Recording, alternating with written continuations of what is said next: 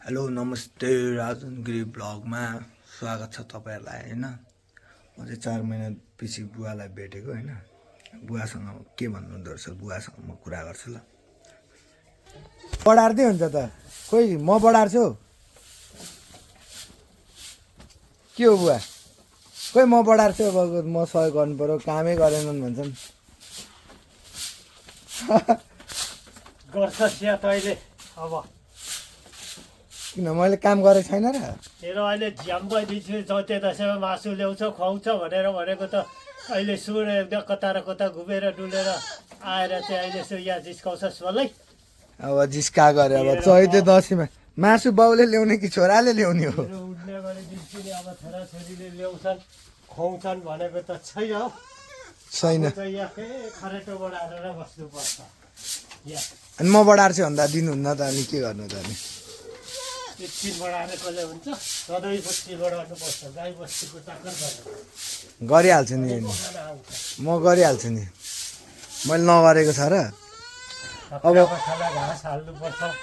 अब बुहारी ल्याउँछु भन्दा मान्नुहुन्न त अनि के गर्नु त अब यस्तै हो नि बुढा भएर त काम गर्नु पर्यो नि अनि बुहारी ल्याउन त अब छोरो पनि हुनु पर्यो नि आनन्दले बस्ने के आनन्दले बस्ने के छोरो गतिलो छैन भनेको क्या हो मान्छे गतिलो भएर के गर्ने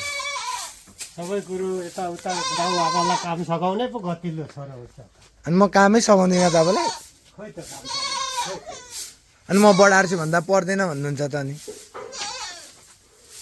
पर्दैन भन्ने गर्ने मान्छेले त फाटफुट पो गर्छ बुवालाई पनि प्रधानमन्त्री बनाइदिनु पर्यो म पछि अब केपी बा जस्तै अब चट्टासँगले 70 वर्षको बुढा प्रधानमन्त्री अब बाउलाई पनि प्रधानमन्त्री बनाउनु पर्यो के बनाउँदिन हौ म यहाँ बाख्राबाट वस्तुको चाहिँ प्रधानमन्त्री बनाइछ अब अनि जस हाम्रो घरको त प्रधानमन्त्री भनेको तपाईँ नै हो नि त अनि हुन त हो कि भन्नु त गाई यसो खानेकुरा दिनुपर्छ के दिनुपर्छ छैन प्रधानमन्त्री यस्तै हो मेरो प्रधानमन्त्री यस्तै हो बुवाको रिटायरमेन्ट होइन लाइफ होइन बुवालाई जागिर खाँदा भन्दा पनि यो चाहिँ सही लाग्छ होला है मलाई त यो जागिर खाँदाखेरि चाहिँ कस्तो थियो रमाइलो थियो कि के थियो बुवा छोराछोरीले सघाउने होइन सघाउने होइनन् अनि आफै गर्दै त पर्यो म कामै सघाउँदिनँ त तपाईँलाई अनि बुवा अनि सघाउनेमा मोबाइल लिएर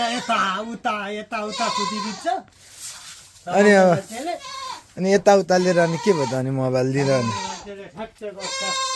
खै म गर्छु भन्छ ट्याप्प समाप्त गरिहाल्छ अब फेरि खोइ ल्याउनु न त म गर्छु हाम्रो बुवाको चाहिँ लाइफ यस्तै छ होइन चट्टासँगले यताउता होइन बाख्रा साख्रा हाम्रो बुवा अनि चैते दसैँमा मासु चाहिँ अनि नल्याउने बाउ लिएर अब खान्छु नि बस्छ ल्याइस् भने खान्छु होइन साँच्ची म लिएर आउँछु नि फेरि खानु त छ नि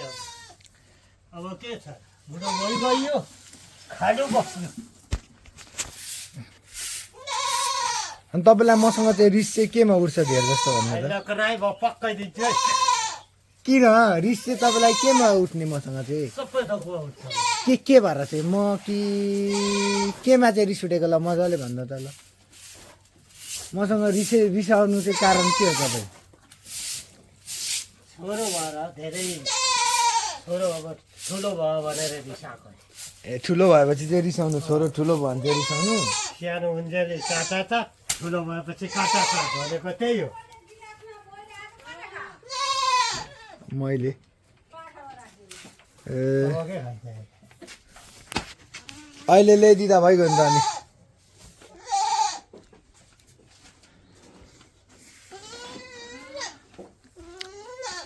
अनि बुवा म साँच्ची तपाईँलाई अनि मेरो याद आएन रिसा गर्नुहुन्थ्यो 4 महिना नभेट्दा तपाईँलाई याद आएन अब याद आएर के गर्छ याद आउँछ छोराछोरीको याद नआए कस्तो हुन्छ अनि छेउमा हुँदा त रिसाउनु मात्र हुन्थ्यो त अनि अब खुस पार्नु पऱ्यो नि त गाउँमा बाबा खुसी बनाउनु पर्यो छेउमा हुँदा टाढा हुँदा चाहिँ अब याद आउँछ टाढा हुँदा छेउमा आउँदा त्यहाँ यहाँ छेउमा हुँदा याद आउँछ रिसाउन आउँछ कुट्न आउँछ एकदम कुट्नु पर्छ त्यसै हुन्छ अनि छेउमा त्यो चाहिँ माया बसेको अब के हो के थाहा कस्तो के हो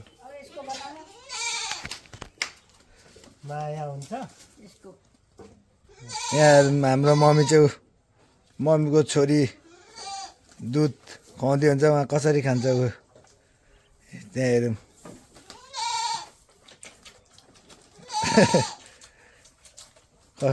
कति मजाले खाएको रहेछ मम्मीसँग माया गरेर पाल्नु भएको छ नि त छोराछोरी जस्तो अनि त्यहाँ हेरौँ न कसरी खाँदैछ हाम्रो मम्मी पनि केटाकेटी जस्तो हाम्रो बुवा चाहिँ यहाँ चट्टसँगले यहाँ हेरौँ न सुरुवाल तान्दै हुन्छ बुवालाई चैते दसैँमा खोइ मासु ल्याउनु अरे मासु खोइ के हो अनि अब बुहारी ल्याउँछु भन्दा अस्ति अब मारेन अब केही गरेन न अब त्यस्तै हो अनि के छ त बुवा भन्नु न 4 महिनासम्म अब सबैले यहाँ तपाईँलाई खोजेको थियो बाउसँग आज भोलि खोइ यताउता भन्दै थिए मम्मी बाउआमा त्यसरी खोज्छन् बाउआमा मम्मी सबै खोज्छन् अनि हुँदाखेरि नहुँदाखेरि हुँदा यी सस्तो हुन्छ हुँदा सस्तो हुन्छ हुँदा सस्तो नहुँदा कस्तो भोलि बाउआमा फ्यास्स गयो भने मेरो बाउ भन्न सक्छ फ्यास चाहिँ कति नजा 100 वर्ष बाँचिहाल्नुहुन्छ नि तपाईँ तेरो ग्यारेन्टी छ नि यहाँ 100 वर्ष बाँच्ने किन छैन हौ अहिलेको भनेको भोलि नहुने सक्छ मान्छे अनि ज्योतिषी त्यस्तो कुरा चाहिँ नगर्नु नि हो अनि ज्योतिषीले त 100 वर्ष बाँच्छन् भन्ने छैन नि त बाँच्छ भन्छ ज्योतिषीले के त्यहाँभित्र पसेर हेरेको छ अब राजा त आउने अरे अनि आयो नि हिजो अस्ति नै आयो जम्मै लडाइदिइहाल्यो कहाँ लडायो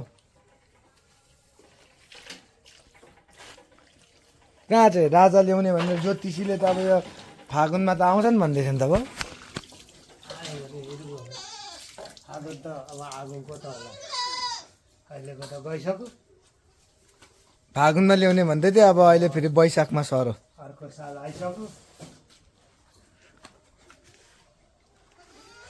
राजा बादशाह सबैले छोडिसक्यो हामीहरूलाई यस्ता चाहिँदैन राजा बादशाहले छोडे हामीहरूलाई राजा बादशाह मन्त्री यस्ता सबै छोराछोरीले त छोड्न आँटिसके राजा बादशाह यस्ता मन्त्री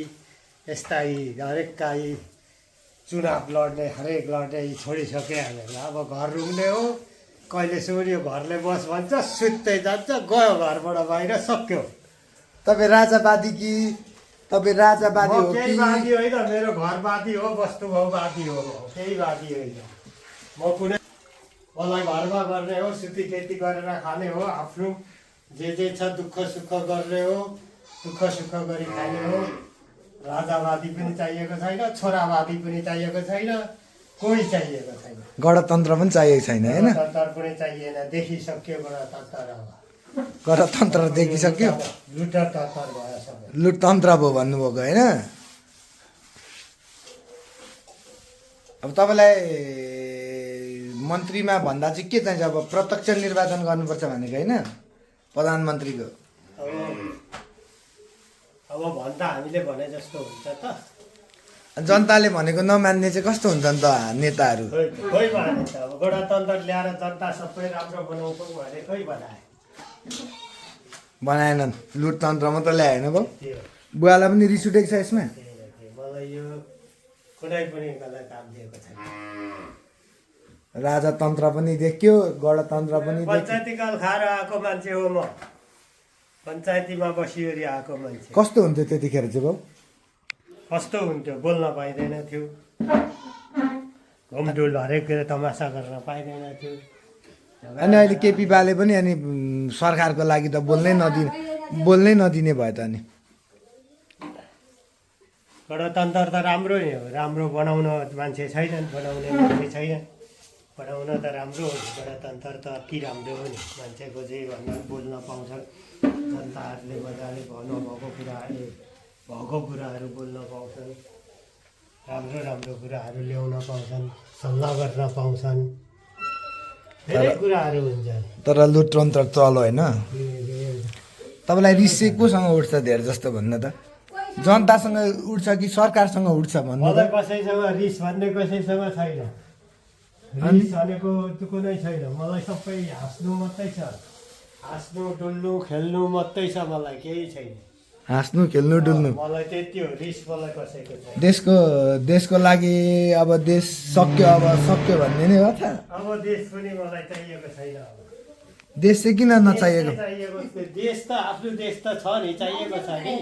तर मान्छेको चाहिएका छैनन् त। अब किन मान्छे चाहिँ किन त्यस्तो? मान्छे सबै त्यस्तै हुन्छन्। अब सबै कि यताउता सबै टकटुकै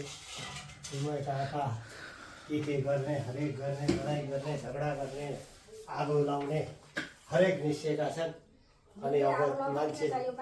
मान्छे चाहिँदैन। अब अनि पुलिसले त गोली ठोको अरे त नि, त्यो असल ग्यास त अनि सकिसकेको पनि। वीर मान्छे रहेछ, ठोक्यो गोली, ठिक गर्यो त्यो चाहिँ। अनि जनता त्यत्तिकै मऱ्यो नि त नि।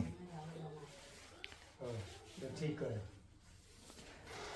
एउटा पत्रकारै मरेछ। केही नसकेपछि गएर पत्रकारलाई त डराएर मारेको नि, उसलाई गोलीले मारेको र। अनि असल ग्यासको डेटै 4-5 वर्ष अगाडिदेखि सकिएको रहेछ नेपाल सरकारको त बुवा। तपाईँहरूले ल्याएको गणतन्त्रको त नि। अब सरकारपट्टिको कुरा त हामीले बोल्न मिल्दैन। सबै मिल्छ बोल्न, किन मिल्दैन?